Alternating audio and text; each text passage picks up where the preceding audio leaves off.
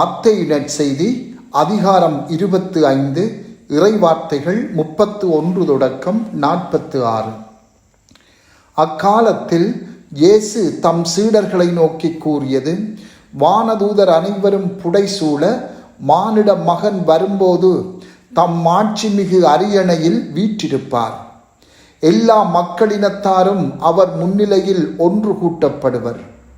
ஓர் ஆயர் செம்மறியாடுகளையும் வெள்ளாடுகளையும் வெவ்வேறாக பிரித்து செம்மறியாடுகளை வலப்பக்கத்திலும் வெள்ளாடுகளை இடப்பக்கத்திலும் நிறுத்துவது போல் அம்மக்களை அவர் வெவ்வேறாக பிரித்து நிறுத்துவார். பின்பு அரியணையில் வீற்றிருக்கும் அரசர் தம் வலப்பக்கத்தில் உள்ளோரை பார்த்து, என் தந்தையிடம் இருந்து ஆசி பெற்றவர்களே, வாருங்கள். உலகம் தோன்றியது முதல் உங்களுக்காக ஏற்பாடு செய்யப்பட்டிருக்கும் ஆட்சியை உரிமை பேறாக பெற்றுக்கொள்ளுங்கள். ஏனெனில் நான் பசியாயிருந்தேன், நீங்கள் உணவு கொடுத்தீர்கள்.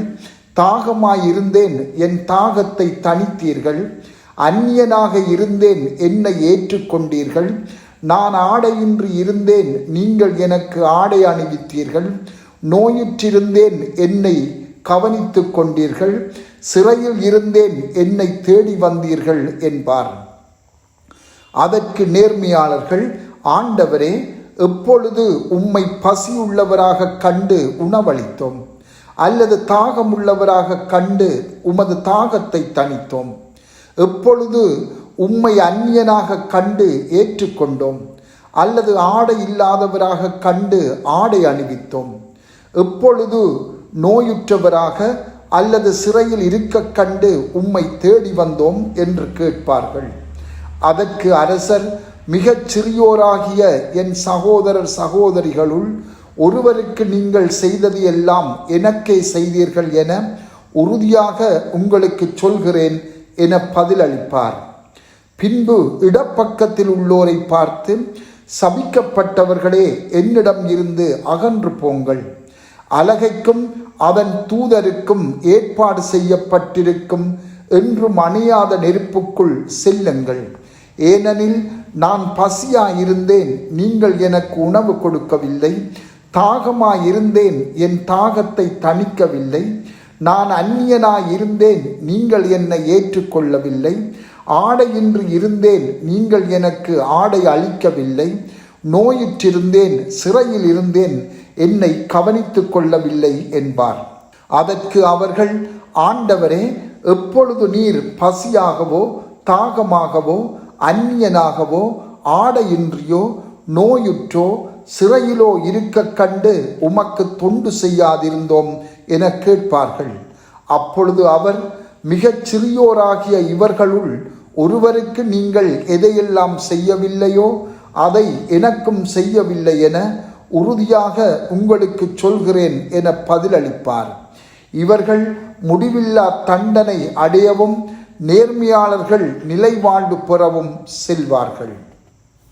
சிந்தனை: இந்த உலகில் ஒவ்வொருவரும் ஏதோ ஒரு நாட்டின் குடிமகனாக இருக்கின்றனர். இது தவிர்க்க முடியாததும் அவசியமானதுமாகும். ஆயினும் இவ்வுலகில் ஒரு நாட்டின் குடிமகனாக வாழ்ந்தாலும் நிலையான முடிவில்லா ஓர் அரசர் இருக்கிறார் என்பதை நாம் மறந்துவிடக்கூடாது. இயேசு மீண்டும் திரும்பி வரும்போது அனைத்து நீதியையும் நிலைநாட்டுவார். அப்போது நீதிபதியாய் நிற்கும் அவர் முன் நாம் அனைவரும் கொண்டு வரப்படுவோம். அந்த நேரத்தில் ஒரே ஒரு விடயமே முக்கியமானதாக நோக்கப்படும். இந்த உலகில் நான் எப்படி வாழ்ந்தேன் என்பதேயாகும். இந்த நற்செய்தி பகுதியிலே ஆயரின் உருவகத்தை பயன்படுத்தி இயேசு செம்மறியாடுகளையும் வெள்ளாடுகளையும் பிரிக்கின்றார். அவருடைய காலத்து மக்களுக்கு பரிச்சயமான இந்த உருவகத்தின் மூலமாக உலகின் முடிவை படம் பிடித்து காட்டுகின்றார். ஓர் ஆயன் செம்மறியாடுகளையும் வெள்ளாடுகளையும் பகலில் ஒன்றாக மேய விடுவது போல கடவுளும் இந்த உலகில் நேர்மையாளர்களையும் நேர்மையற்றவர்களையும் ஒன்றாக வாழ அனுமதிக்கிறார். ஆனால் இரவில் அந்த ஆயன் செம்மறி ஆடுகளை வெள்ளாடுகளில் நின்று பிரித்தெடுப்பான். செம்மறி ஆடுகள் சாந்தமானவை, கீழ்ப்படிபவை, பிரமாணிக்கமானவை. இவை கடவுளின் விருப்பப்படி வாழ்கின்ற நேர்மையாளர்களை குறிக்கின்றன.